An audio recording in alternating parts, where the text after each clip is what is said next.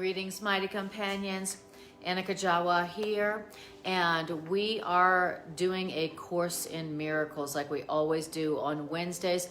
We are studying from A Course in Miracles, the complete and annotated edition of A Course in Miracles, which is the latest edition of A Course in Miracles that came out a few years ago.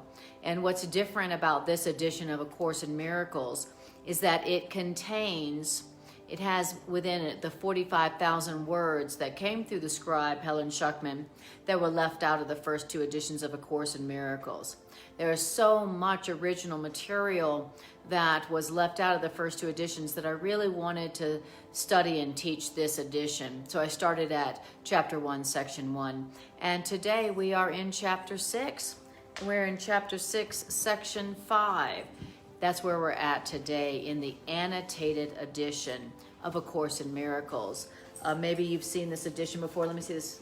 Greg, let me see the book. Let me see this. Okay, this is what it looks like. It looks like this, which is different than the blue cover edition. Look how big it is. There was a lot that Robert Perry, the editor of this new edition, put into this edition.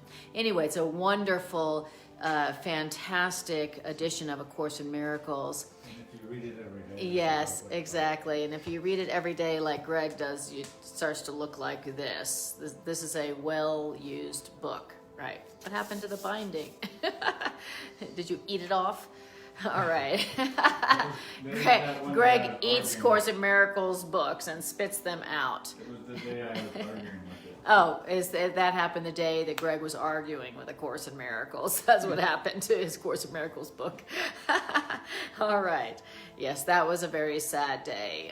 I'm so glad you weren't here to see that sad day where Greg was arguing with A Course in Miracles. And Course in Miracles just laughed at Greg. They go, "Oh, you're so adorable." I love it. Cute. You're so cute when you're defending. Oh, so cute when you're calling for love. That's how the spirit and the voice of A Course in Miracles reacts to us when we're calling for love. So, hi, Dawn Sophia, lovely to see you. Wonderful. So we are in the annotated edition of A Course in Miracles, and we are in chapter 6, and we are in section 5. And the title of this section that we're starting tonight is The Answer to All Questions. Yes. A very unassuming title for a section. Very unassuming. The Answer to All Questions. So we're going to hear the answer to all of our questions. In this section, it's going to talk a lot about the ego and the spirit. So the Course in Miracles is talking about you've got two thought systems going on in your mind. One thought system that we have made called the ego, and another thought system that is reality, that represents reality, the thoughts we share with God.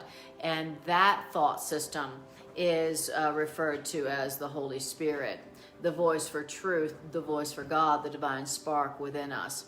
And so in these early chapters in A Course in Miracles, it's teaching us a lot about the two thought systems that we have going on in our mind, the ego and Holy Spirit. We have a split mind. So we have two voices, two guides, two teachers that are within our minds at this time. A split mind we have.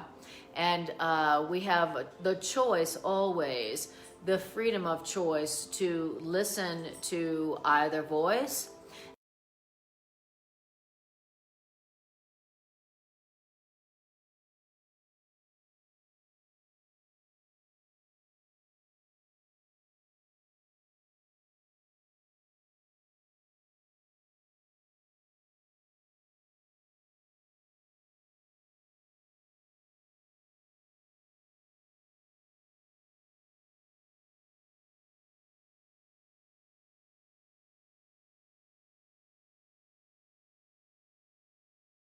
The two voices, the two teachers, the two choices, and the Holy Spirit is teaching us about the nature of each one of these teachers. There's two teachers in our mind, two voices, two choices. Course in Miracles is this is what the ego voice is like, this is what it says, this is its logic, this is its reasoning, this is its thought system, this is its motivation, and this is what happens when you listen to that voice. He says you also have a better voice, the voice for truth, and this is its motivation, and this is what it says, and this is its logic, and this is what happens when you listen to that voice. And no matter what is happening, you always have the choice to listen. You always have the choice to choose to listen to another voice. That's your ultimate power that nothing can take away from you. And which means at any moment you can say, I do not like the results of having listened to the voice of the fear and the voice of the ego all day long. I do not like the results of that. And I'm not a victim of that. And I have a better voice I can tune into, and I'm going to choose to listen to that voice because I want to feel better. I want peace. And so this section is going to tell us a lot about the ego. It's also going to tell us about the other voice that we have within us. And because this always helps us to remember, oh, I think I see what's going on here. I've been listening to the voice of my ego. I do not like the way I feel. I'm angry, I'm sick, I'm lacking, I'm upset. And so thank you, Spirit, for reminding me I got a better voice in there I can listen to. I'm going to engage it. I'm going to ask it for another way of looking at this so that I can have a different kind of experience right now. All right. So here we go. Chapter 6, Section 5, the answer to all questions. Totally unassuming title for a section here. Remember that your loving right mind, the Holy Spirit within you, is the answer. It is the answer. What's the answer to this? The Holy Spirit. What's the answer to this? The Holy Spirit. What's the answer to this? The Holy Spirit. Oh, what's the answer to that question they've been asking since the beginning of time? The Holy Spirit. What's the Holy Spirit? The Holy Spirit is the voice for truth within your mind that was given you in your creation. The divine spark, the voice for love, the voice for truth within you, is the answer to what? Apparently to every question, right? We've got a million different questions because that's what the ego does. The ego makes up questions. Well, who are you? And what are you? And what's your value? And what's your worth? Who are you? And there's only one answer. And your loving right mind is the answer, not the question. Now, it says the ego always speaks first. Why? Why is it that whenever something comes up, the ego's always the first to speak? I know what this means. I know what this is for. I know what you should do. And this is what it means. And this is what's happening. The ego, your fearful, separated mind, always speaks first. Why? Because your ego is capricious, which means unpredictable. And it also means the ego does not mean you, its maker, well. That's why the ego always speaks first. It's capricious and it doesn't mean you, its maker, well. Now, so what is it saying here? Don't forget, you are your ego's maker. Okay, let's get that clear right here, right now.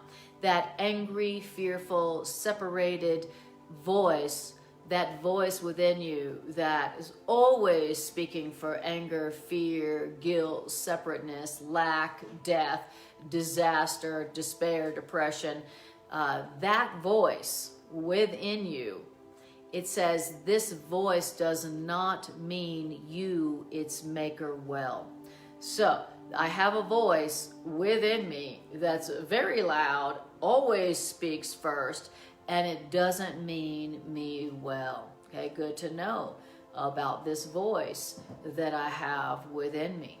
Why is it good to know? Because if I know the nature and the quality of the voice of this thing that does not mean me well, then when I hear it, then I can recognize its qualities, and I can choose to not follow it. I can choose to not listen to it. I can choose to not follow its directives. Okay? So I got a voice in me. It's loud. It always speaks first. And it does not have my own best interest at heart. It does not mean me well. All right. Good to know, because now when I hear it, I can go, I don't think I'm going to follow that advice. That's bad advice, okay? You got two voices in there. One is giving you good advice and one's giving you bad advice. And the voice that does not really care about you, really doesn't love you, is just trying to keep its own racket going. It's just trying to keep its own existence going. If you follow its advice and you do what it says to do, and you look upon yourself and the world as it directs you to do, then you are going to experience yourself as a helpless, powerless victim who is just justified in their anger. And you're going to feel very scared in your life. You're going to feel very threatened and not safe in your life if you listen to this voice called the ego.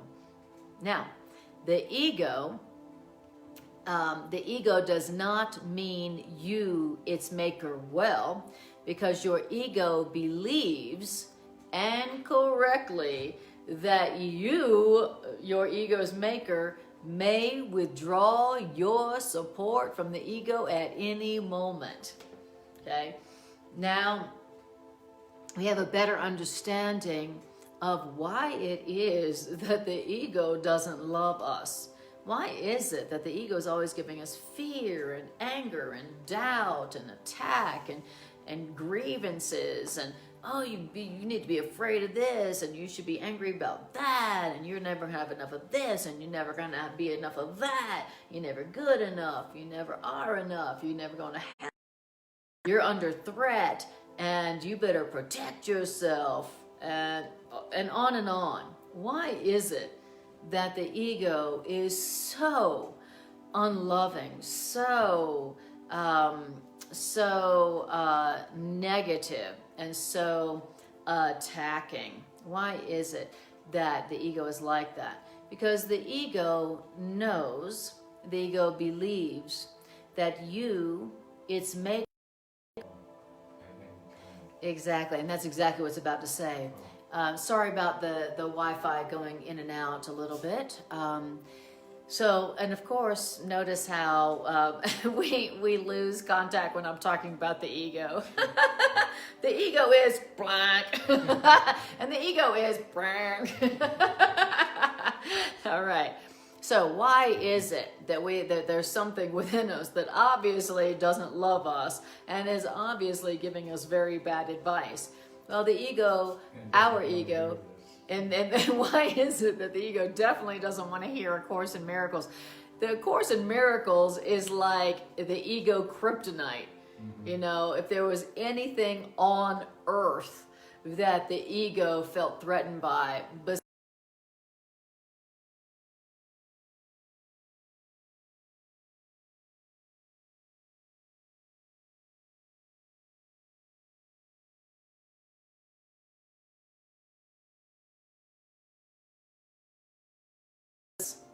why is it that my ego is always trying to come up with ways for me to feel victimized, afraid, unsafe, guilty, worthless, and a whole nother host of negative emotions? Why is that my ego is so mean? Have you ever wondered that?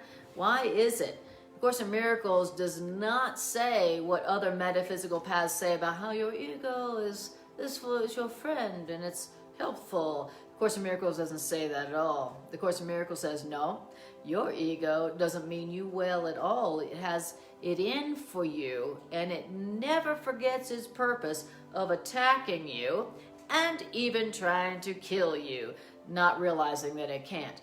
Now, why is it Well, first of all, it's good to know you got something within you that has it in for you. Good to know, or else you would just fall for it all the time. So the reason that the ego hates you, the reason your ego hates you is because your ego feels threatened by you. Why is it that my ego feels threatened by me? Well, my ego knows that I made it. Okay, it knows that. Now, of course, it's trying to tell me, I made you. You're my bitch. I made you. And you need to serve me. Of course, that's what it's telling us. But the truth is that the ego knows that you made it. And you being your ego, your fearful, guilty mind's maker, that you could withdraw your support from the ego at any moment. That's what your ego really knows. And that's why your ego hates you and is trying to kill you. And have a nice day. But if you have an enemy within you, your only safety is going to be understanding the nature of this war against yourself, this inner enemy that you have been hosting. Okay? You, me, we have been hosting, saying yes to this inner enemy, which doesn't love us, because it is afraid of us, because it's afraid that at any moment we could withdraw our support from it and it would cease to exist, which is exactly what would happen. And so that's why the ego doesn't love us, because the ego is afraid of us. Now, it is good, this is good to know, because now we can, when we hear the ego speaking to us, we can say, no thank you, I know what you want from me. So now when we hear that voice that always speaks first, and it's always hyped up, and it's always like this pressured speech, and always speaks first, we can go, yeah, I know if I listen to you, voice that spoke first, angry, victim, sad voice that spoke first, if I listen to you, then I am not going to experience life as joyous and safe and abundant. I'm going to experience life as frightening, and then I'm going to defend myself, which means I'm going to create more havoc and more pain and disaster in my life. So I'm not listening to that voice. So when I hear that voice that says, you're guilty, or they're guilty, or you need to defend yourself against them, or you need to defend yourself against them in order to be safe, and you're different from them, and so you need to be aware of them, and you're not safe. When you hear that voice speaking to you, then now the more you know about the ego, you can say, I don't have to listen to that voice. I have a better voice I can listen to. And so, spirit within me, what's your interpretation of this situation? How do you see me? How do you see this person? How do you see this situation? What do you think I should say or think or do? How about you guide my thinking, spirit? How about that? And now but you could only do that because you heard what the ego was saying. You recognize the voice of the ego, and you recognize that it did not mean you well, and so you chose a better voice within you. And that's the whole purpose of A Course in Miracles right here, is that you learn, I got two voices, two choices, and my choice is always free. That's my ultimate freedom and my ultimate power. And so now I'm going to exercise my true freedom and my true power, which is my power of decision. And what's my power of decision always? Between which voice I'm going to listen to, which teacher I'm going to follow. That's what all decisions really come down to. Now, there will come a time when we will move beyond choice, okay?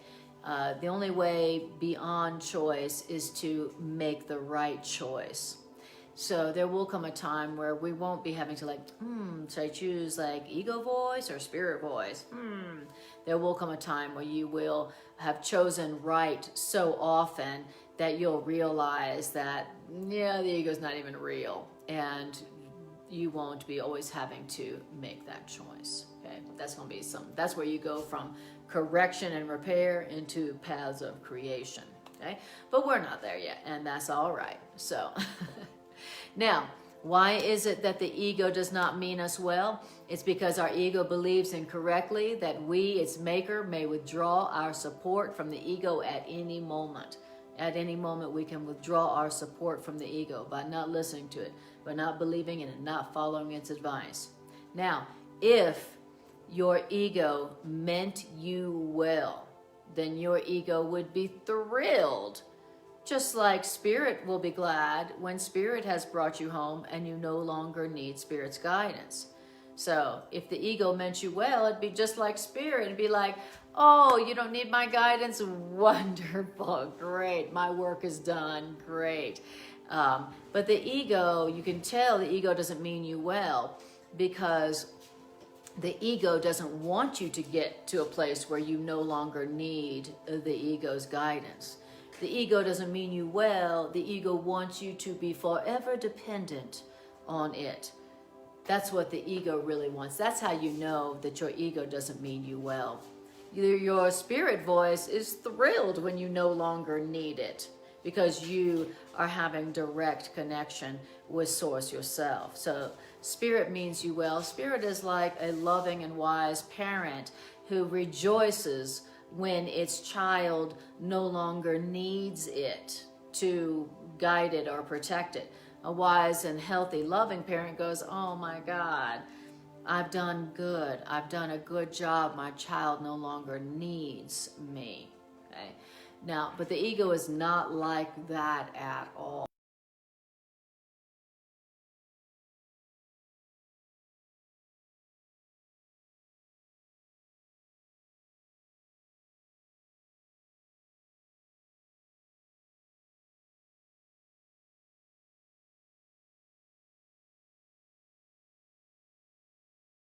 Regard itself as part of you.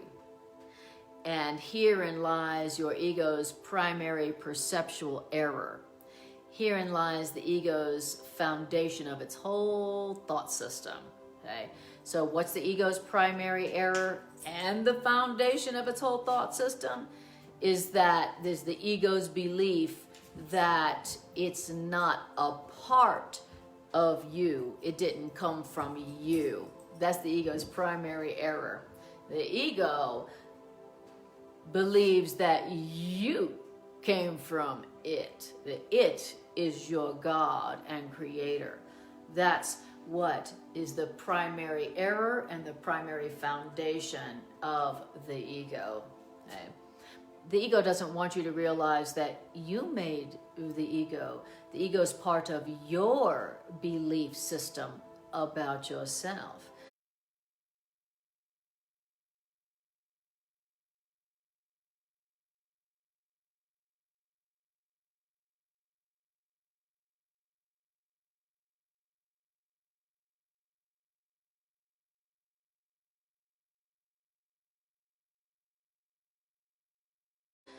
If you knew that you made that voice and that you made the ego, then you wouldn't be afraid of it.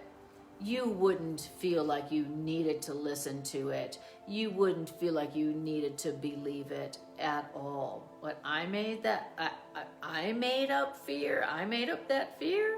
For real, I made up that big monster and that terror and that fear. I made up that sickness. I made up that lack. I made up that guilt and that shame. Oh, well then I don't need to be afraid of it. I don't need to believe it. If I'm the one who made it up, then that means it didn't make me up. That means I don't have to listen to the voice for fear, and I don't have to believe it, since I'm the one who made it. That's why the Course in Miracles is always telling us that the first thing we really need to do whenever we experience a symptom of the ego is to say, I am responsible for this. I made this up myself. This problem, this fear, this guilt, this shame came from me. It came from me, not I came from it. That's the first thing to remember whenever you're dealing with something that came from the ego. All right, beautiful. All right, so hi Renu. Renu says, hi, I'm in Delhi, Mumas, hip bone broken. Oh my goodness, sending you love and healing energy. Renu, you are entitled to miracles. Right now, right here, right now, you are entitled to miracles.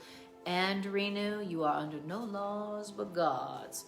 You are under no laws but God's. So you can have a healing of your broken hip right now, because you are under no laws but God's. So that is what we are remembering for you right now, Renu. Hi, Larry. Lovely to see you. And hi, Kathy. Beautiful. All right. Okay. Now, that was paragraph 1. Wow. Now we're in paragraph 2. It says, when God created you,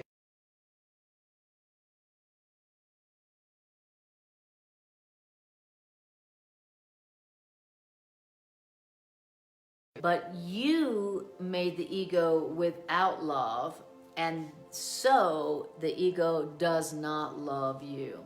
Okay? So there's another answer to why is it that the ego is so mean? Why is it that my ego has it out for me? Because I made my ego without love, and so my ego doesn't love me. That's why the ego is so unloving. That's why my ego doesn't mean me well, and that's why my ego is trying to do me in, okay? That's why the ego is so mean. That's why the ego is so vicious. To who? Its host. Whoever hosts the ego, whoever makes an ego, whoever made their ego, that's to whom the ego is vicious. All right? Wow. You make the ego without love, and so the ego does not love you. All right. We're learning here very much about our ego. And what is the ego? It's a part of our belief about ourselves. It's a voice that we made. It's a belief system based on fear and guilt and separation that we accepted. It's that old programming, old conditioning belief system that we accepted into our minds. And we accepted this belief system, this thought, this voice within our minds, and then we forgot that we made it up, that it's a part of us, and that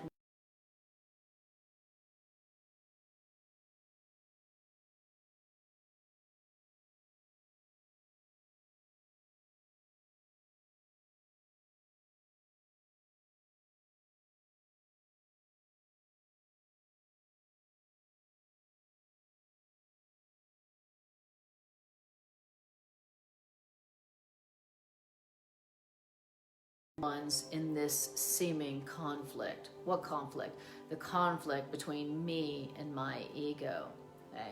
We're learning and remembering that we are the ones who made the ego.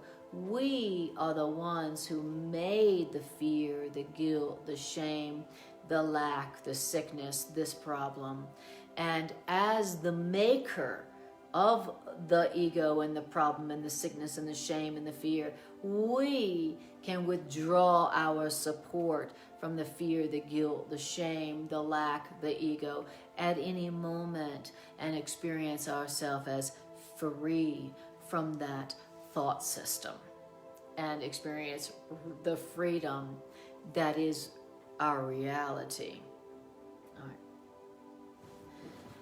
Beautiful. Now, it says in paragraph 2, you could not remain within God.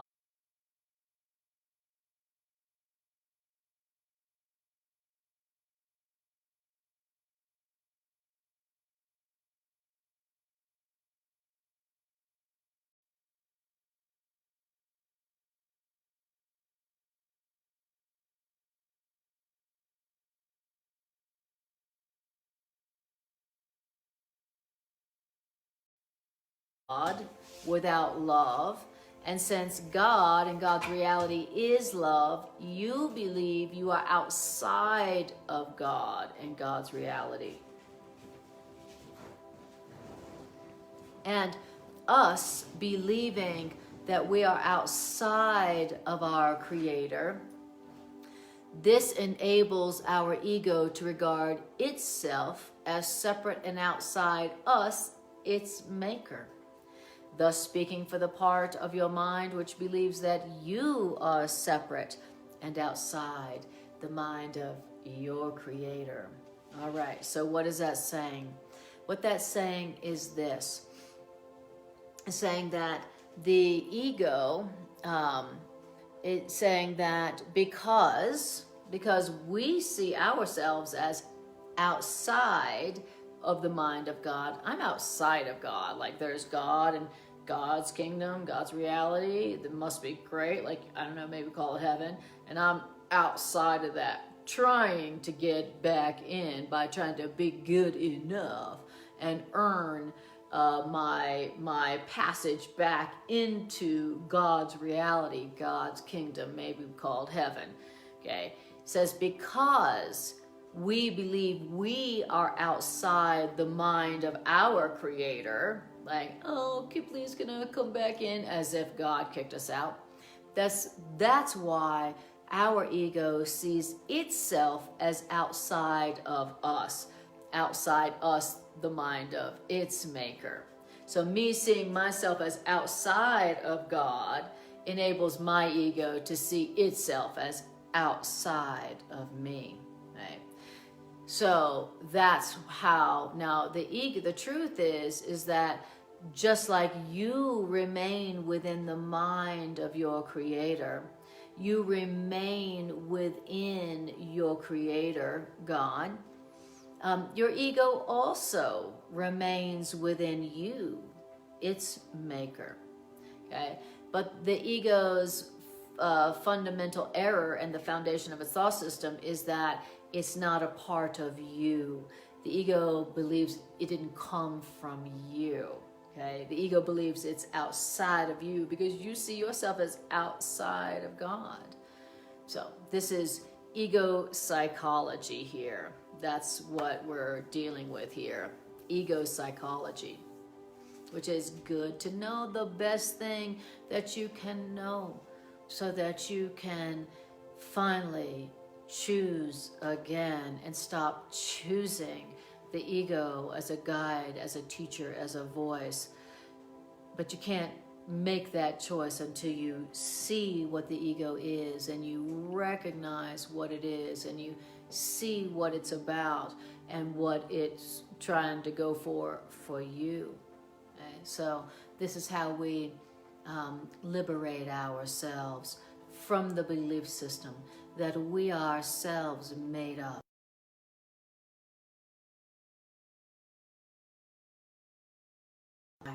Beautiful. Hi, Carla. Lovely to see you. And hi, Michelle. Lovely to see you too. And Irene says, I made my ego without love, and that's why the ego doesn't love me. Yes, beautiful. All right. Okay. Is it scary to hear that there is something within you that obviously doesn't love you? Or is it just obvious that something is within you that's a major saboteur of your peace? Okay. You ever wondered why, when you're having a good time and you're having a beautiful experience, that something always comes in to mess it up? Self-sabotage. Have you ever wondered why you sometimes self-sabotage, especially when things are going really good? It's like you're receiving the love and the abundance that you always wanted and prayed for, and you've received it. And then the next thing you know, you find yourself sabotaging it. Okay, what makes you sabotage your own joy and love and abundance that you wanted and that you asked for and that you deserve is that you have a belief system within you that doesn't want you to be happy. It doesn't want you to be healthy. It doesn't want you to be abundant. It doesn't want you to be surrounded by people who love you unconditionally for who you are. It doesn't want you to be doing the thing that makes you the happiest and being supported by the universe in doing that. It doesn't want you to release yourself from shame and guilt and to be free to love and be loved as you deserve to be, right? So this part of you, part of your belief about yourself, as soon as you begin to allow yourself to experience the love and the abundance and the freedom from guilt and fear that you always wanted, it immediately begins to sabotage. It's like, oh no, man the hatches, oh no, red alert, high alert, oh no. And the ego begins immediately to attack you and to sabotage that, so that you don't experience that. Because the ego doesn't mean you well. So we need to know about this part of our belief system so that when it strikes, when it attacks, when it sabotages, then we can recognize what's going on. Okay, we're tempted when the ego sabotages the happiness, the health, the abundance that we've asked for, because we've been giving it. When the ego sabotages it, what typically happens is that we go, oh, I knew it couldn't last, or I knew I didn't deserve that anyway, or God, I'm such a failure. Obviously, I guess I don't really deserve love at all. I don't really deserve to do what I love and be paid, right? So when the ego sabotages, typically we just call it a failure, and we judge ourselves. So the more you know about the psychology of the ego, then when the ego sabotages, after you've been allowing yourself more abundance and joy and love and aliveness than you've ever allowed yourself, now you can go, oh, of course, right after I allow myself to be having that life that I always wanted but never knew was possible, of course the ego would come up with cancer or bankruptcy or, some kind of sabotage where, oh, well, obviously that was too good to be true, right? And I must be a failure after all. So I just want you to hear this and understand that, such that when the ego goes for sabotaging because it feels threatened by your happiness and your abundance and your health and wealth, that you'll recognize what's really going on. All right? Okay. So I just want to check here and see if this is plugged in properly. Will you check this out? It almost looks like it's not charging properly. So maybe make sure that it's all right. All right, guys. How you doing out there? Hi, Trisha. Lovely to see you. And so, did you move it? Did that work? No. Move it again and see what. Okay, hold on, guys. Yeah, I'm sitting there. Whenever I start talking about the ego, hey, put it in the white one. Put it in the white one. All right. It was in there. Oh, it is? Okay, then put it back there. That's where it needs to be. All right. Okay. All right. Whatever. Okay. Whenever I start talking about the ego, that's when my ego makes the Wi-Fi go away, or who knows, whatever happens. Okay. So here we go. Now we're in paragraph 3 of chapter 6, section 5, paragraph 3. The ego then raised the first question that was ever asked, but that the ego can never answer. And what question is that? That question that the ego raised, the first question the ego ever asked, but that the ego can never answer is, what are you? So the ego says, well, what are you? Now the ego has no answer for that and cannot answer that. But when the ego raised that first question, what are you? That was the beginning of doubt. And the ego has never answered any questions since, even though the ego has raised a great many questions. And the most inventive activities of the ego have never done more than to obscure that question. Why? Because you have the answer to that question, what am I? And because you have the answer to the question, what am I? That's why your ego is afraid of you. Wow. So what is this telling us about the ego? The ego was the beginning of doubt. The ego is self-doubt. What am I? What are you? What am I? According to the Course, before the ego came into the illusion of being, there was no doubt. There was no like, what am I? It's only after the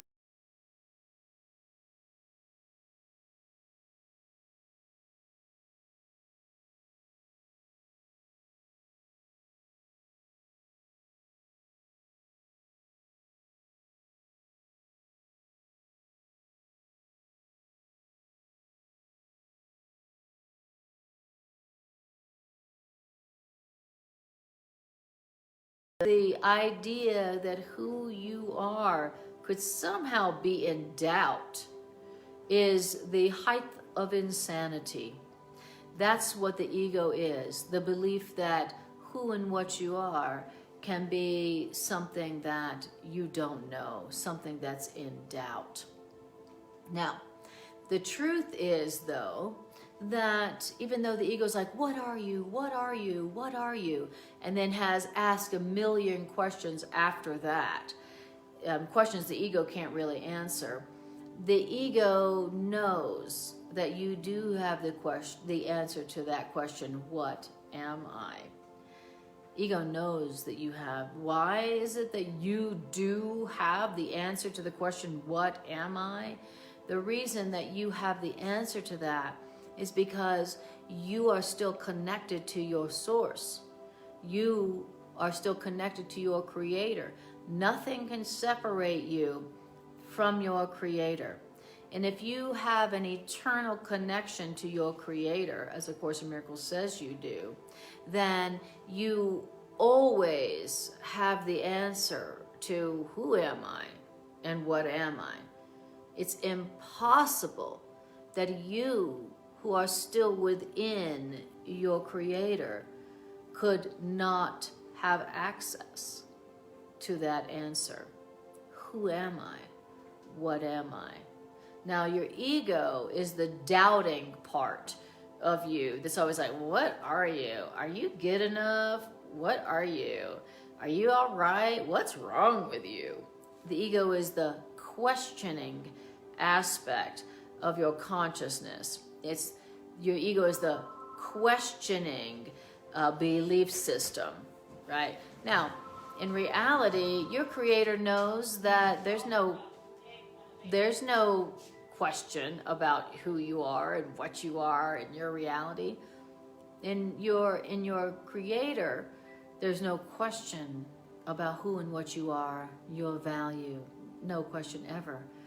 In reality, in heaven, you're not like, well, who am I, and what am I, and what's my worth, and what's my value, and what do I have, and how do I keep it, and there's no questions.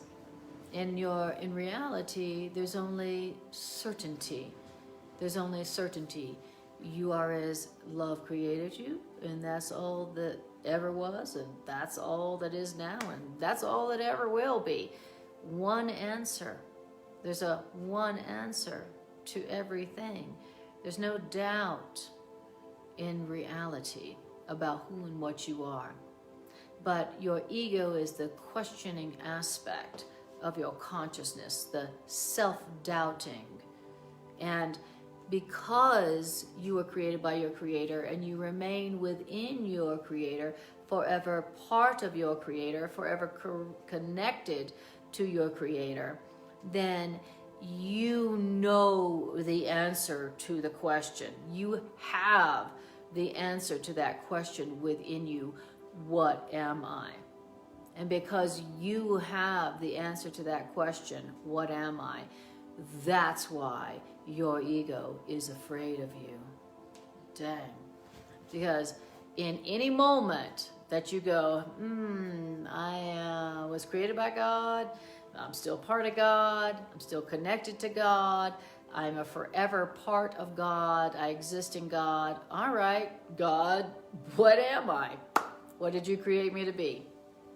Okay? In that moment that you ask that, in that moment are you answered. You've already been answered. It's impossible that you not have access to the answer to that question. Now, what does that mean practically speaking?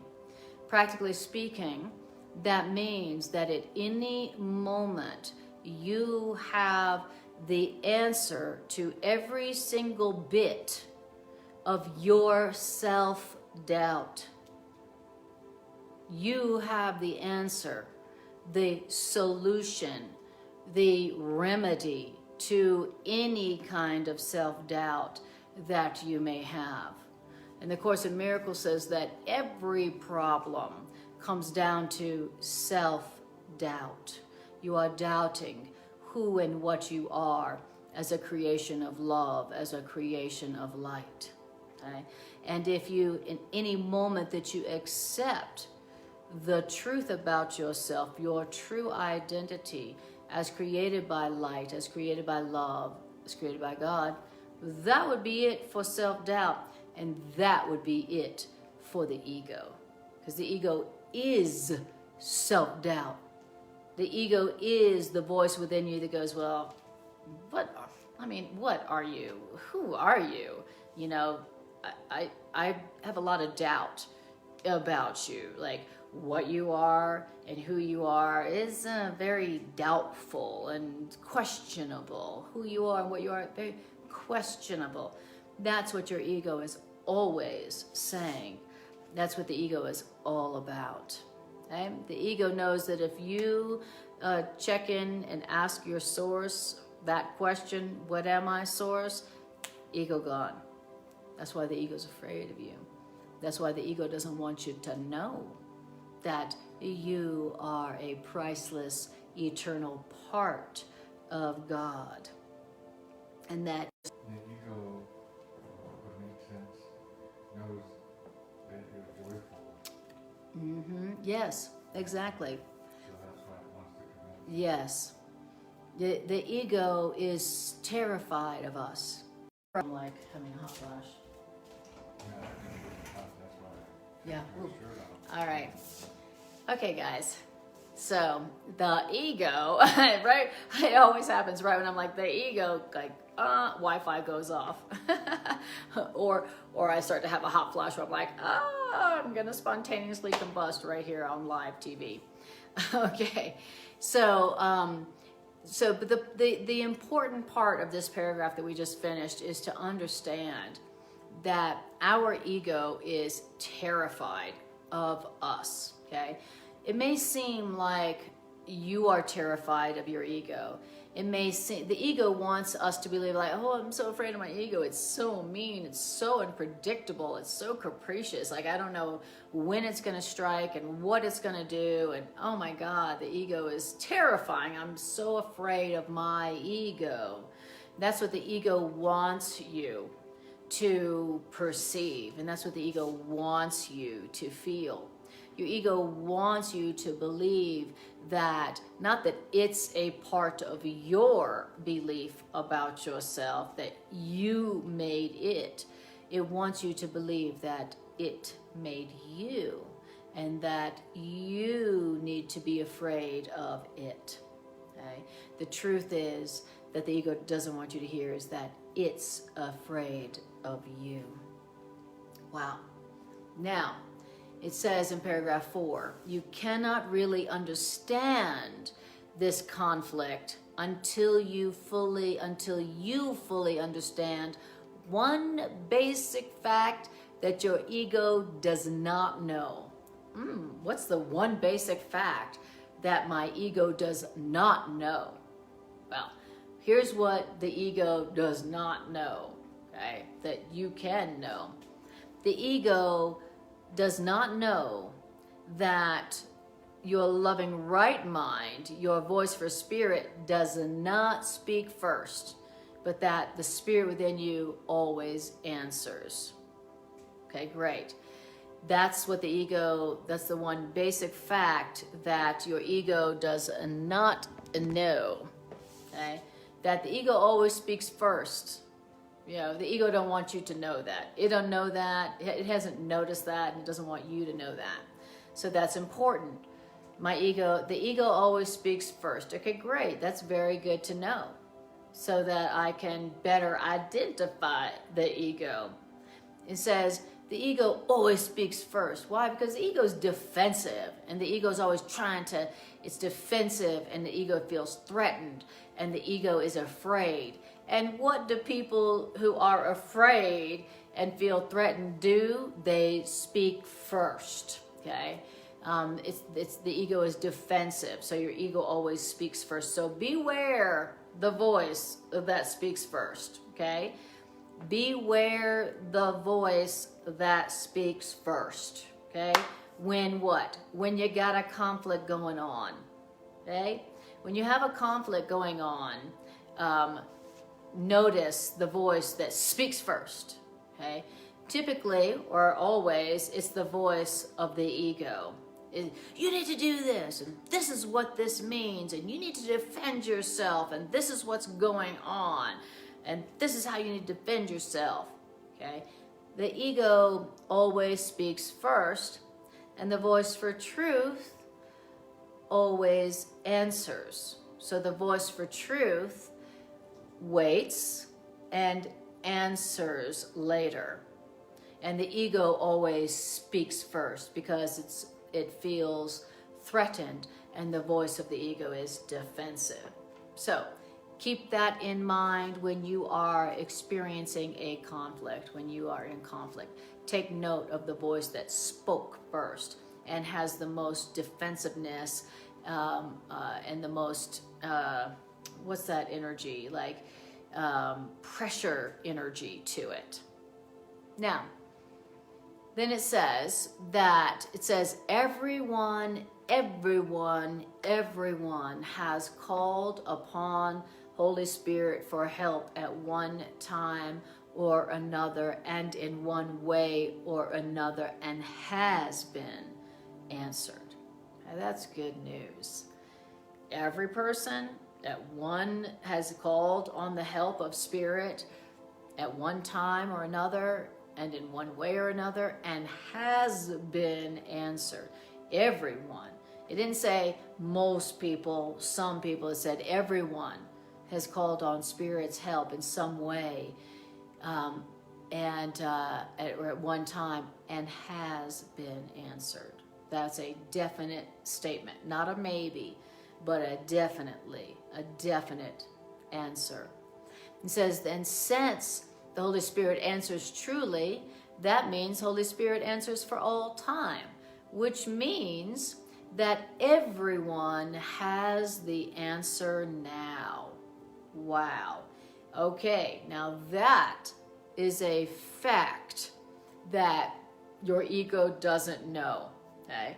And what is the fact? The fact is this. The fact is everyone, and that includes you, and that includes me, everyone, and even the people we don't like, Everyone has Spirit's answer now.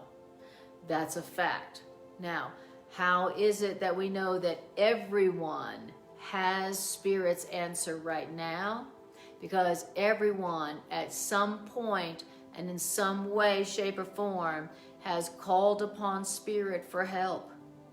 Everyone at some point in time, in some way, shape, or form, has called upon love for help and been answered.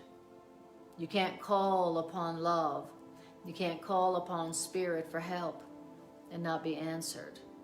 It doesn't matter who you think you are or what you think you've done or what religion you're a part of or no religion that you're a part of. If you call upon Spirit, you are answered. You do receive that help.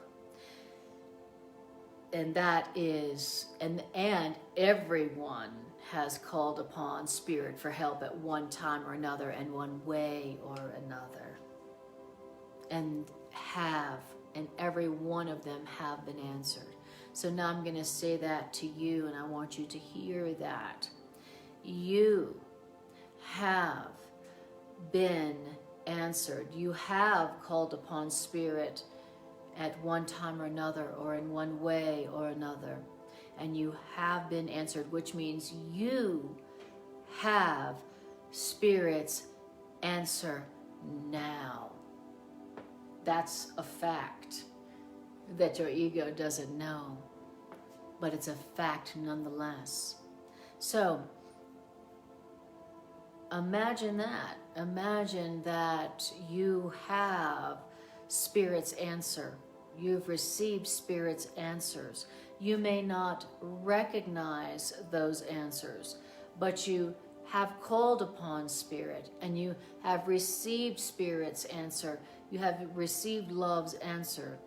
So even though you don't realize it right now, you have love's answer.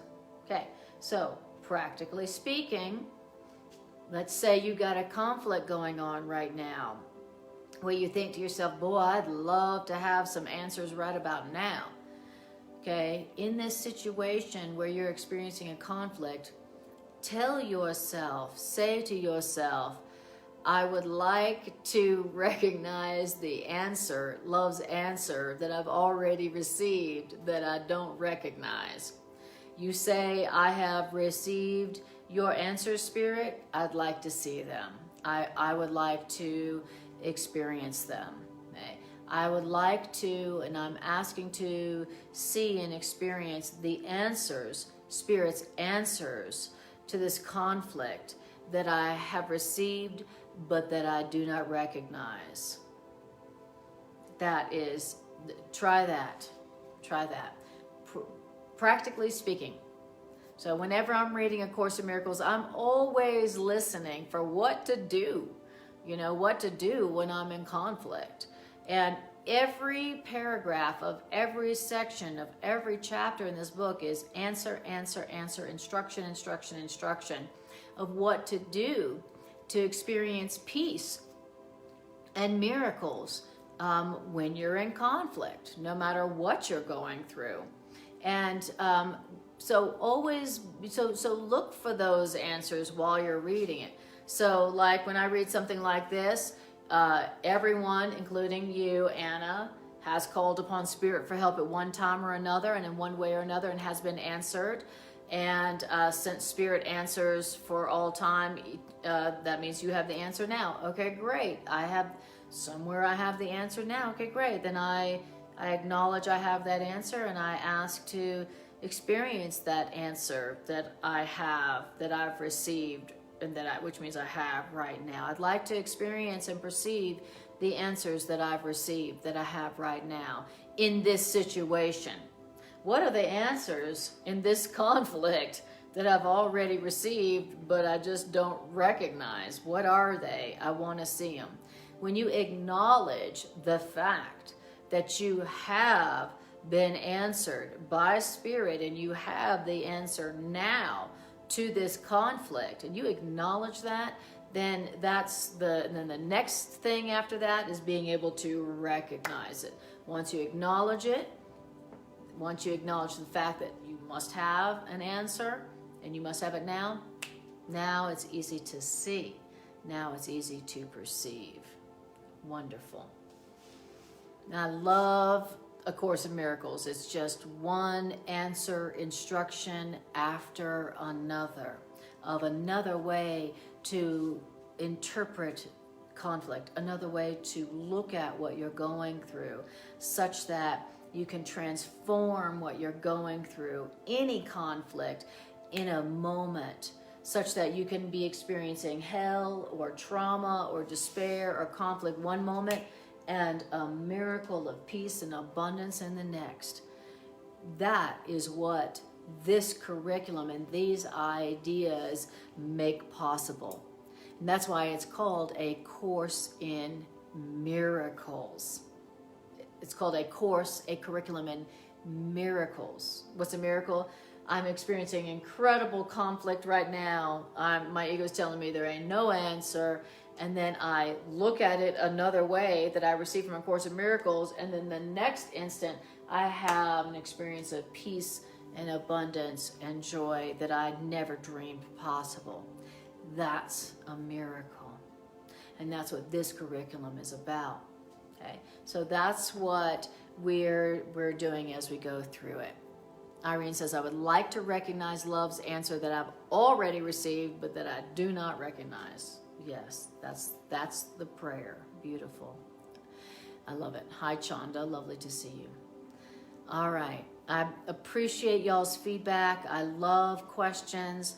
At any point, if you have any question about how to apply what it's saying, or if you have any questions about what it's actually saying, feel free to write your question here and write it in all caps. It catches my eye. I love your questions and I really appreciate your feedback. This is a co-creation here. We are co-creating an experience of miracles, miraculous healing, miraculous joy. We are co-creating this together. All right. Okay, beautiful. How are we doing on time? Okay, great. So now we're on paragraph 5. So we're chapter 6, section 5, and the name of this section is The Answer to Everything. What's the title of it? The answer to all questions. Oh, the answer to all questions. The name of this is The Answer to All Questions. I love it. I love it. I mean, that sounds kind of practical to me. How about you? Does that sound practical? The answer to all questions? I love it. Holy Spirit. And what is the answer to all questions? Holy Spirit. What is Holy Spirit? Holy Spirit is the voice for love and truth within you that everybody has. Why? How does that go? Because everyone that is created by God, and God has created all of us, was given the voice for God. Okay? When we collectively separated from our source gave us a voice to speak for it, that we could not lose, that we could not forsake, that would never forsake us. And that's what the Course in Miracles calls the Holy Spirit, the voice for God, the voice for love, that is always within us to answer every question, to answer the one question that the ego started this whole hot mess with, which is, what are you? Okay? The ego is self-doubt. The ego is the questioning, self-doubting aspect of your belief system that is always questioning, doubting who and what you are. I mean, in reality, who and what you are is beyond question. It's beyond doubt. It cannot be questioned. Who you are is beyond question and beyond doubt, except in the ego's belief system. Okay? The truth is that there's no doubt about who and what you are, and there's nothing you can do. There's nothing that can happen that puts who and what you are in doubt or changes it. Okay? But the ego is the belief system that doesn't know who and what you are and is afraid of who and what you are. So it's always doubting you and always putting you down. Okay? That's what the ego is. Now, all right. But the good news is, and what we're hearing is that we made the ego. It's part of us, part of our belief about ourselves, which means at any moment we can withdraw our belief from it and it will cease to exist. And it knows that. No, it doesn't want you to know it knows that, but it knows that. And so it's afraid of us. So it's trying to constantly put us down and tell us that not that it's a part of us, but that we are a part of it, that it is God. Right. Paragraph 5 says the ego cannot hear the Holy Spirit. The ego can't hear what Holy Spirit is saying at all. But the ego does sense that part of the same mind which made the ego is against it. Okay.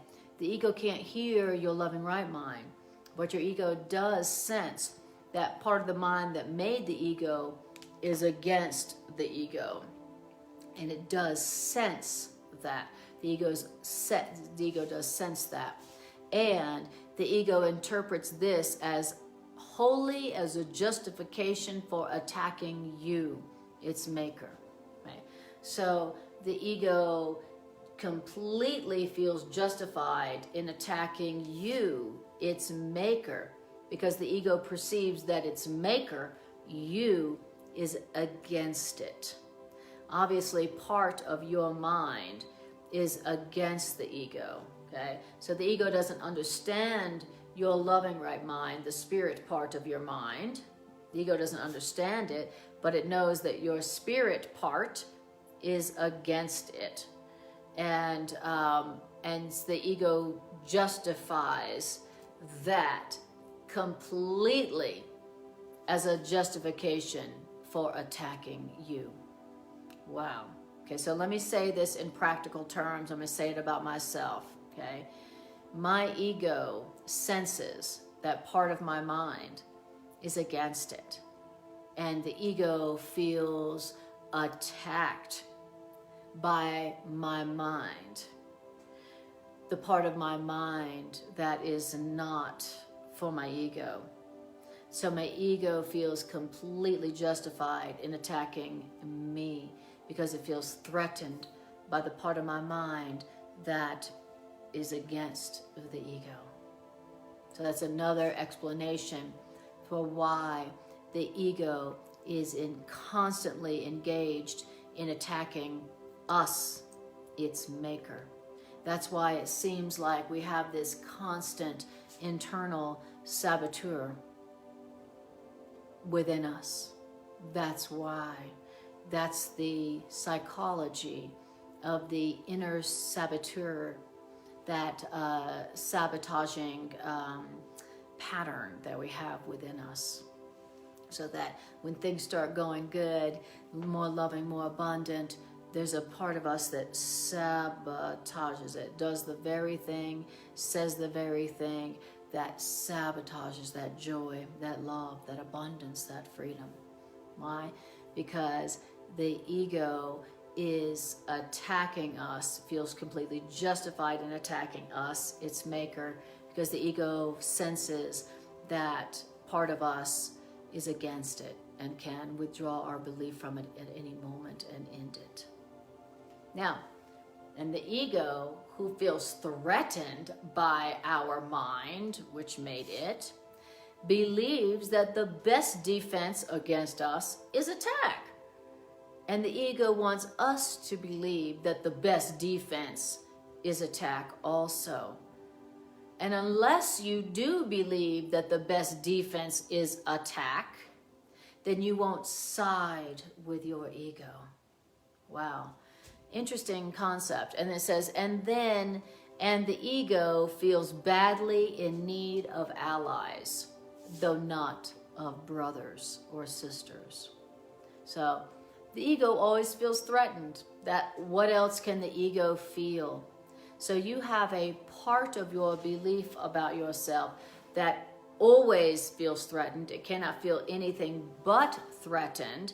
And out of its feeling of being threatened and vulnerable, feels justified in attacking you, its maker.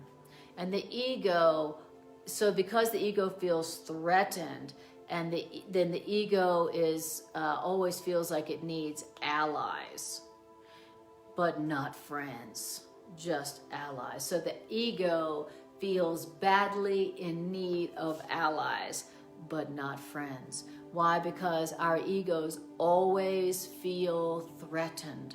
The ego always feels vulnerable. The ego always feels self-doubt. Okay? That's just the nature of the beast.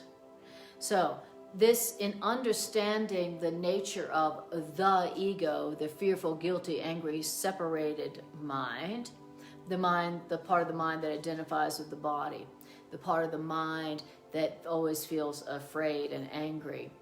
We need to understand the psychology of this aspect of our consciousness, this belief system that we have adopted, that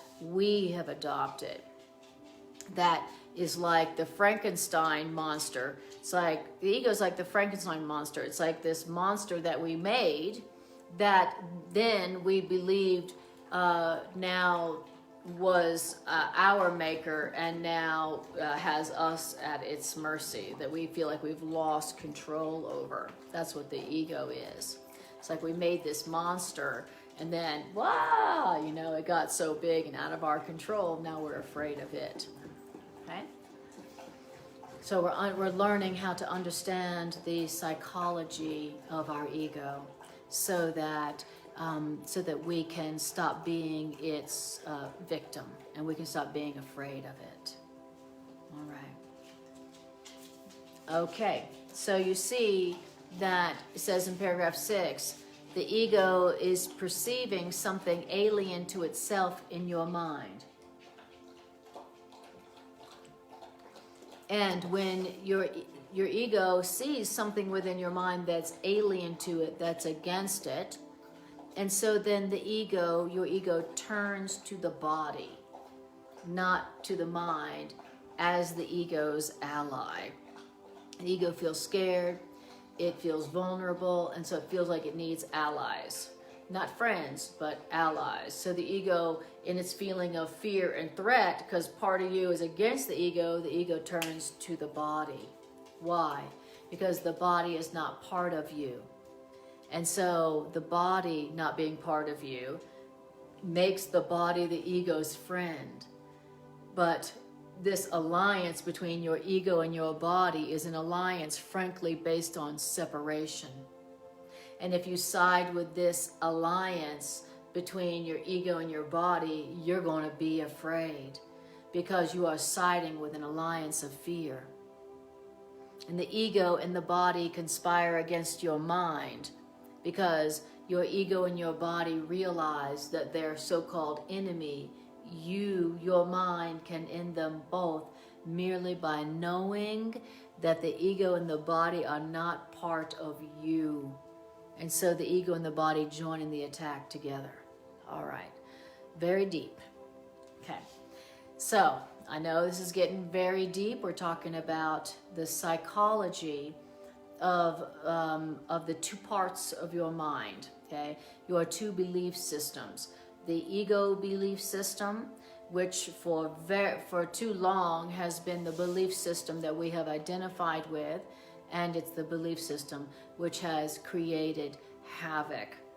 It's the belief system that has made us sick and afraid and broke and angry and lonely, and all those negative experiences or emotions that we say we don't want to experience. And we're also learning about the psychology of your spirit self, your loving right mind, the Holy Spirit, as A Course in Miracles calls it. So we're learning our psychology, the psychology of our minds, so that we can take back our power, so that we can take back our sense of power and our peace, and that our mind can be wholly peaceful and wholly joyous. Now, what it's saying here is that that your ego feels threatened by you, its maker, because you can withdraw you can withdraw from it your belief in it in any moment, and it would be gone. So your ego perceives there's something in your mind that's against it, and so it feels like it's threatened, and it feels like it's in need of allies to defend itself. So the ego feels weak, and anyone who feels weak and threatened, what do? They immediately look for allies to make alliances with, to bolster up themselves so they feel more powerful. Okay. Now, that whoever doesn't feel weak doesn't feel the need to go find some allies and make some alliances with. But the ego feels weak. The ego feels vulnerable and threatened because it knows there's something in your mind that can end it at any moment. And so the ego, in its state of fear and feeling threatened by you, turns to your body as its ally, thinking that if it joins with your body, which is not part of you, that will make your ego more solid, that will make your ego safer. All right. What does that mean practically speaking here? What does that mean practically speaking? It means this. When your ego is feeling threatened, your ego is going to turn to your body to create some havoc with your body, through your body, to shore up the ego's existence. Okay? So for me, practically speaking, what this means is that when my ego feels threatened because my loving right mind has been getting stronger and more loving and more peaceful, and I am joining with my loving right mind more frequently. I am siding with my loving right mind more frequently. I'm trying to practice forgiveness and correct perception more frequently. More frequently, I'm trying to turn to my loving right mind for the interpretations. What does this mean? Guide my thinking, love. I want love. I want peace. I want to practice forgiveness. What happens is the fear of my ego increases. My ego begins to be more insecure, more afraid. And then when that happens, my ego's like, I am going to make an alliance with her body, because her body is not part of her, and so I am going to make an alliance with her body. Why? So that the ego can feel like its identity is more secure, protected. So here's how it goes, practically speaking, in real life. I'll go through times when I'm more determined than ever to interpret everything according to love's thought system. Okay? And I'm getting the results. I'm getting more peace, more abundance, more love, more joy. And then the next thing that happens, next thing you have, I have a physical problem. I get physically sick, or I fall and hurt and fall through the stairs like I did the other day. Or I'll be out on the ice, fall and slip on the ice, or something happens relative to my body that where now my ego's like, oh, good, all right, yes. So now, instead of her believing that she is a spirit and she is, invulnerable and worthy of miracles and innocent and safe, now I'm going to make sure that she perceives that she is a body, limited, guilty, and suffering. So that's a practical example of what this is talking about why the ego feels threatened, why your ego feels offended and scared, and what your ego does to shore its existence up when your ego feels threatened. It goes for the body, something about the body, pain or suffering in the body, or deprivation of the body, or something around the body, okay? So just know that if you have been having more peace, more joy, more aliveness, more abundance, because you've been trying to practice the truth of forgiveness and release from guilt more, and then the next thing you know is, bam, something happens with your body, that we're like, oh my God, maybe I'm just a vulnerable, limited body, maybe that's all that's really going on. Now you know what's happening. Your ego felt threatened. Your ego was you were siding with truth in your mind more than before, which increased your ego's feeling of threat and vulnerability. Your ego felt like it needed to defend itself, like it needed to attack in order to shore its identity up. It went for the body, creating an alliance with the body, and then the next thing you know, something's going on with your body. Okay? That's what's going on. Now, that having that understanding of the dynamics of the ego and how the ego operates and why the ego operates, having an understanding of the ego's psychology and also its tactics and its strategies and its motivations enables you to know what's really going on for real. And then when you see what's really going on, it enables you to go, oh, right, okay, great. So I don't need to feel guilty. I don't need to feel like a failure. I don't need to stop studying the course as if it's not working. Exactly what who was it? Renew, yeah. We're talking about her hip, Mm-hmm. her body was being attacked. Exactly. Greg was just saying renew, just like with that. So now when something happens relative to the body, now we can look at it and go, oh, all right, that makes perfect sense. I was trying to practice forgiveness more in this situation. I was trying to study A Course in Miracles more. I was trying to listen to the truth. I was trying to listen to my loving right mind more frequently than my ego. And then the next thing I know, I fell down the stairs. Oh, okay. I see what's going on. That is a perspective and an interpretation that enables you to not invest that situation with guilt or anger or fear, and to do something else, which is like, oh, great, okay, I was joining with truth more, my ego felt threatened, so it went for my body like it always does.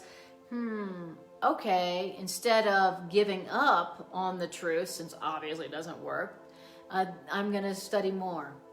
I'm going to practice the truth more. I'm going to meditate more. That's what I'm going to do. Okay? The ego attacks, the ego joins in an unholy alliance with the body, hoping that you will go, well, dang, I guess the truth isn't true. I guess I am just a guilty, vulnerable body, and so I guess the truth isn't true, so I'm just gonna stop. I'm going to stop listening to the truth. I'm going to stop trying to practice truth. I'm going to stop trying to learn A Course in Miracles. The ego's goal is to make you give up. The ego wants you to stop siding with the truth. The ego wants to demonstrate that you, even though you're not your body, deserve punishment. Yes, exactly. The ego, its goal is trying to prove that you are guilty and that you deserve punishment. That's its goal. And the ego is trying to prove that you're not spirit, you're a body. You're vulnerable and you're mortal and fallible and full of sin. And that's the ego's goal, to try to prove and demonstrate that to you. And so when it perceives that you are more and more and more working on learning that you're not a body and that you're guiltless and that you're innocent, the ego feels terrified. It feels very threatened. And so now it's got to come up with something to prove that you are guilty and that you're a body and that you deserve punishment and that you're vulnerable and that you should be afraid all the time. And what is the best way for the ego to demonstrate that? Oh, attack the body. Attack the body. So all of a sudden, oh, I'm sick, or oh, I'm afraid I won't have enough to eat. Oh my God, I'm hurt. That's the ego's best defense against your truth, that you're innocent, that you're not a body, that you're free, that you're powerful. And so that's the dynamic here to understand, so that when you see it operating, you cannot be fooled by it. So the ego wants you to go, man, I've been reading the Course in Miracles and doing my lessons and practicing, and I was experiencing all this joy, but then I slip and fall, and now I broke my hip or I broke my knee, and yeah, and obviously I'm not very good at A Course in Miracles, and obviously what A Course in Miracles is saying about me not being a body is not true. So I'm going to stop studying A Course in Miracles. Okay. Oh, and studying A Course in Miracles didn't keep me from breaking my hip or my knee, and so obviously A Course in Miracles isn't true, or it doesn't work. That's the goal of the ego, and that's why the ego goes for the body when it feels threatened by your acceptance of the truth about yourself. Now, when you know about this dynamic, this psychological dynamic that is in operation, then when it happens, then you can be not fooled by it. And you can go, well, of course my ego pushed me down the stairs. Of course it did. I had been practicing forgiveness on you know who. I had been really, really deciding that I don't want to attack. I don't want to give guilt. And so I was really practicing that. And so of course my ego felt threatened, and so pushed me down. So of course I fell down the stairs and hurt my hip or whatever it is, that's good to know. Now I'm going to stop here, and next week we will start on paragraph 7. All right. Paragraph 7 is only a few more paragraphs anyway. So we'll finish this next week. All right. Really great section. Very good psychological understanding and examination of the two thought systems that we as humans have within our minds, and how to side more frequently with the loving right mind thought system, and how to side less and listen to less of the ego thought system, which is the cause of all of the chaos and disaster and pain and suffering that we experience. So very valuable, very valuable. All right, so what I'm going to do now is announcements very quickly, and then I'm just going to do a 2 to 5 minute integration meditation where we take the ideas and we use them. So, I love it. Trish says, it's working. Right on, Trish. Love to hear that. Beautiful. All right. And then Irene says the ego is not part. The ego is part of the body, exactly. The ego and the body have made an unholy alliance, okay? When the ego feels threatened, it doesn't go for love and friendship. It goes, hey, body, come here, I need you. I feel threatened. Come on, body. Let's create some trauma and drama. Let's create some pain and suffering. Come on. Okay. The ego has got to use the body in order to make itself seem real, and also in order to frighten us away from the truth. Okay. Yeah. That's it, the ego's ace, you know. So it can't attack you, so it attacks something else and tries to convince you that you are that. Exactly. The ego can't attack you, so it attacks the body and tries to convince you that that's all you are. Okay. All right. So announcements are between Greg and I, we do 4 live streams a week. On Sunday, Greg and I do the A Course in Miracles sections on relationships. What are relationships? How to transform relationships from your doom to your trauma, drama doom to your miracle of healing and grace. And Course in Miracles has a lot to say about how to allow all relationships to be transformed from your doom to your miracles. And so Greg and I do that on Sundays, and on Mondays I do Miracle Roulette, where we allow Spirit to decide for us where in a course we study, and we use a random number generator to choose that. And on Tuesdays, Greg does his live stream where he does a synthesis of the Bible and Course in Miracles. And on Wednesdays, like tonight, I'm just making my way through the annotated edition of A Course in Miracles, just, going from one section to the next. All of those classes are 7 to 8:30 p.m. Mountain Standard Time. Thank you, I love it. Demi says, from doom to bloom. Very nice. How to take your relationships from your doom to your bloom. I love it. Right on, Demi. All of these classes, 7 to 8:30 p.m. Mountain Standard Time. On Sundays, Greg and I have a little bit of give ourselves a little flexibility about starting time, so that we just have some flexibility on the weekend. And last Sunday we didn't even do it. We gave ourselves so much flexibility we didn't even do it. We were just both tired, and so we just rested. So all of those live streams are 7 to 8:30 p.m. Mountain Standard Time.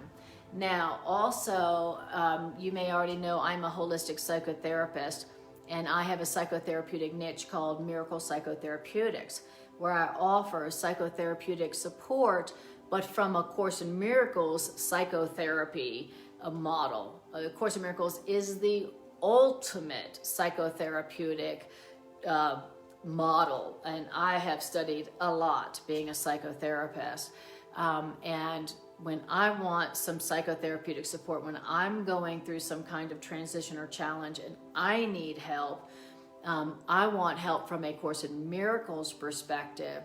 And so, and I imagine you as a Course in Miracles student would want the same thing. And so I offer that kind of support. So if you come to me and you're like, this is what's going on, blah, blah, blah, then what I'm going to say to you is, here's what A Course in Miracles would say to do. Here's what A Course in Miracles advocates as the answer to that. Here's another way of looking at what you experience that may produce a quick, shocking miracle for you.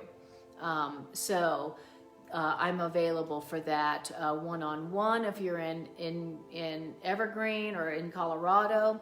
I'm also available by phone, Zoom, Skype, or whatever.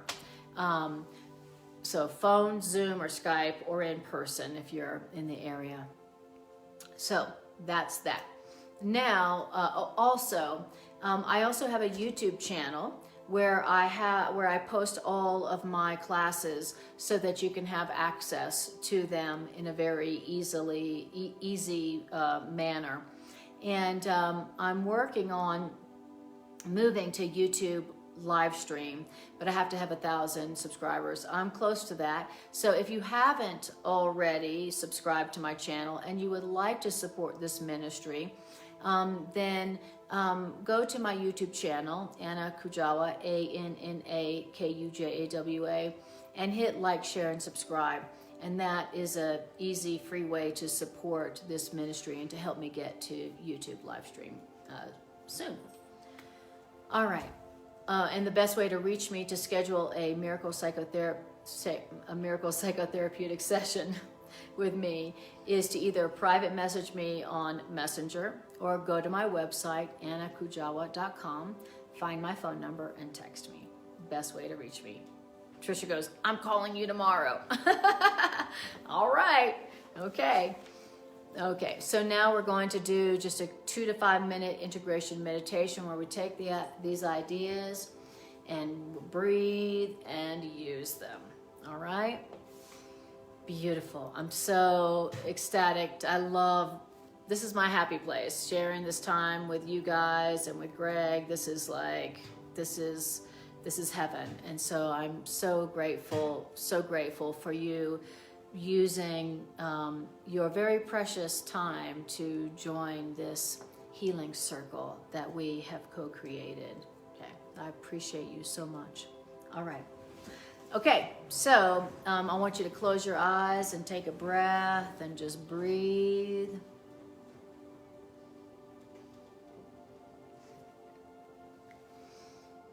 All right. Just notice how it feels to hear the ideas of A Course in Miracles.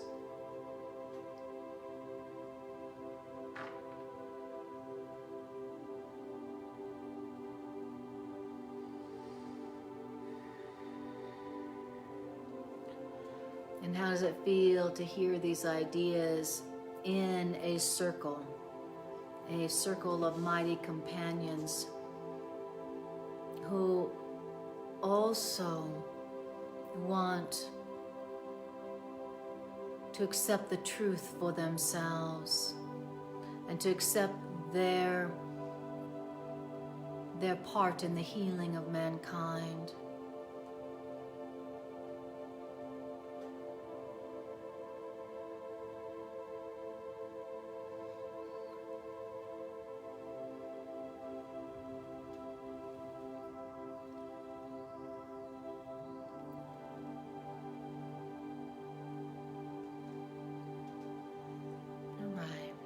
So I want you to bring to your awareness a situation or a relationship right now where there's fear and guilt or anxiety or something besides peace. Some place where you feel a lot of self-doubt. Or maybe you're doubting someone else.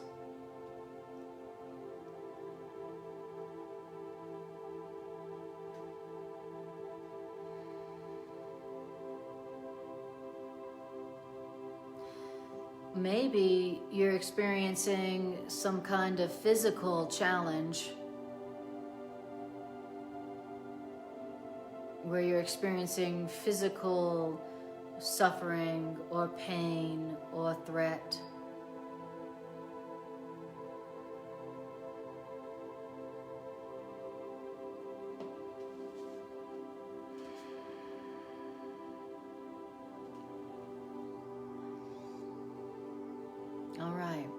Whether you're experiencing a conflict within a relationship or a situation, or you're experiencing a conflict relative to your body,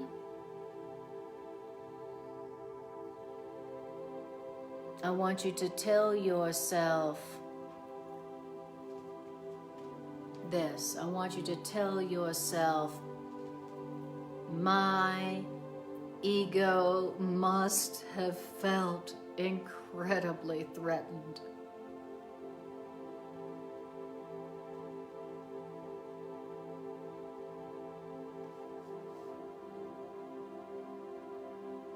I must have been drawing closer to the truth. I must have been allowing the truth to come closer to me. I must have been allowing more truth to enter my mind. I must have been deciding to interpret with spirit, with my loving right mind. I must have been siding with the Holy Spirit more, and my ego felt very threatened. My ego is very afraid right now of me.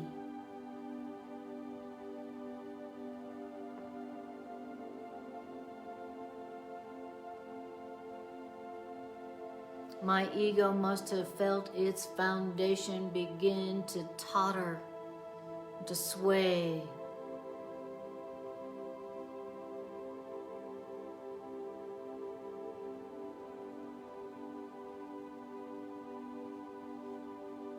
And I want you to look within this situation and see what it was that you must have been doing right in terms of love and forgiveness and truth and Course in Miracles that may have made your ego shift from just suspicious to vicious. Where is it that you had decided to respond with love to someone or some situation that you had always responded with attack and judgment? Where is it that you had decided to respond with love instead of judgment or attack or guilt?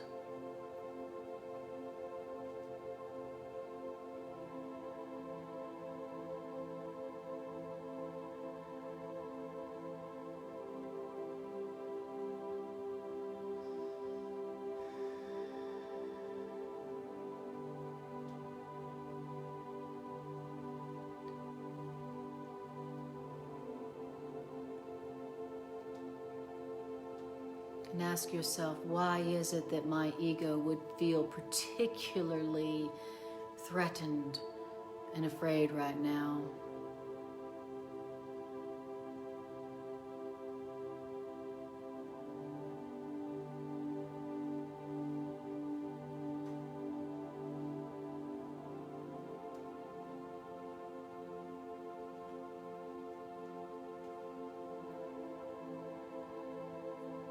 And now I want you to ask yourself, in what way has my ego, out of its sense of vulnerability, now conspired with my body to attack me, to bring me back to the ego's so-called protection?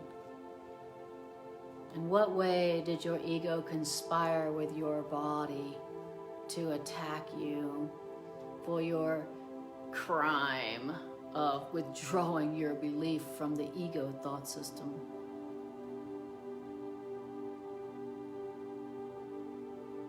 Was it a sickness? Was it a fall?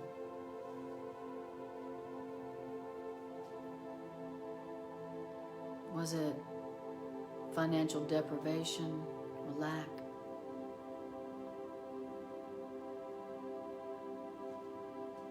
Was it a fear of getting sick?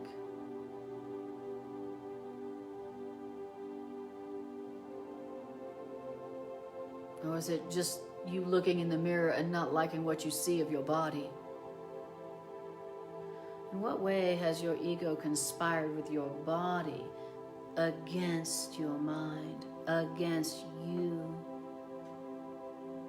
telling you that you can't be loving, you can't release others from guilt, you need to protect your body. Your body's vulnerable. You're a vulnerable body. You can't just be loving.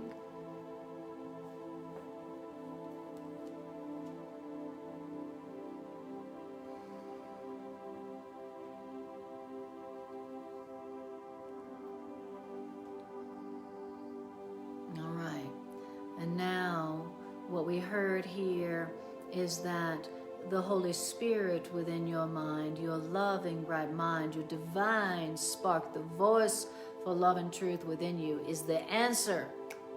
So we'll bring it back. All right. Ego felt threatened. Ego conspiring with the body to attack me because it feels threatened. It feels angry with me because seems like I'm against it. So it's attacking me. All right.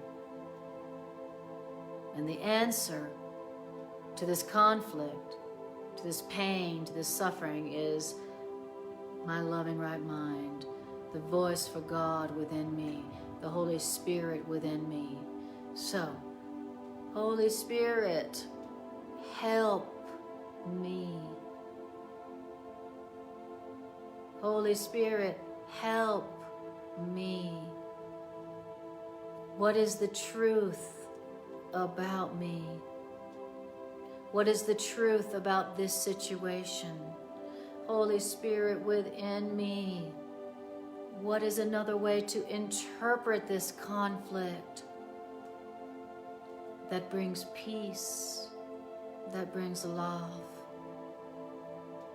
Help me to see this through your eyes. What is your interpretation? Holy Spirit, guide my thinking. Help me to see this through your eyes. Guide my thinking. I need your help.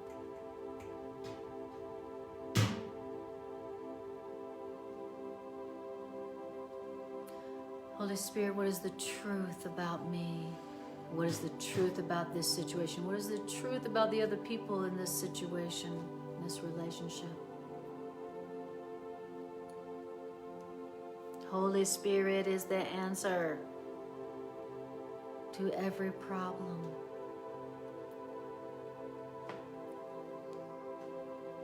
What is your answer?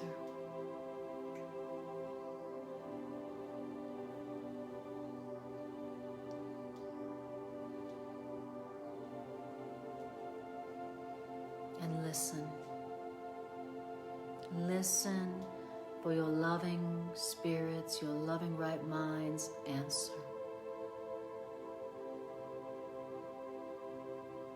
You cannot call upon Spirit for help and not be answered. It's impossible. Turn to your loving right mind, the Holy Spirit within you.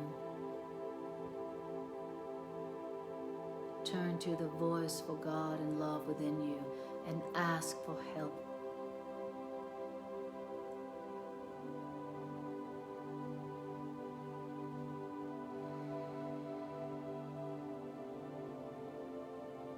And you have been answered, and you have Spirit's answer.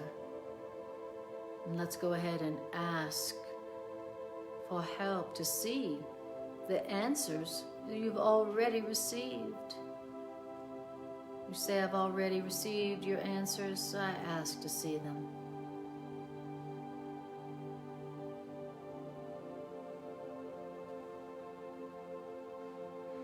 And breathe.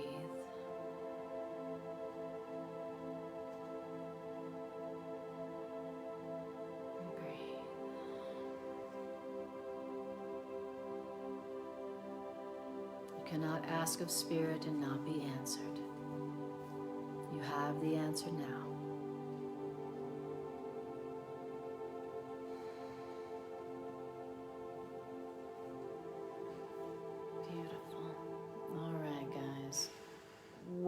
to love yourself and way to heal the world. Good job.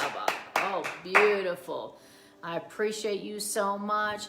And thank you. And I will see you next time I see you. So happy to be one with you.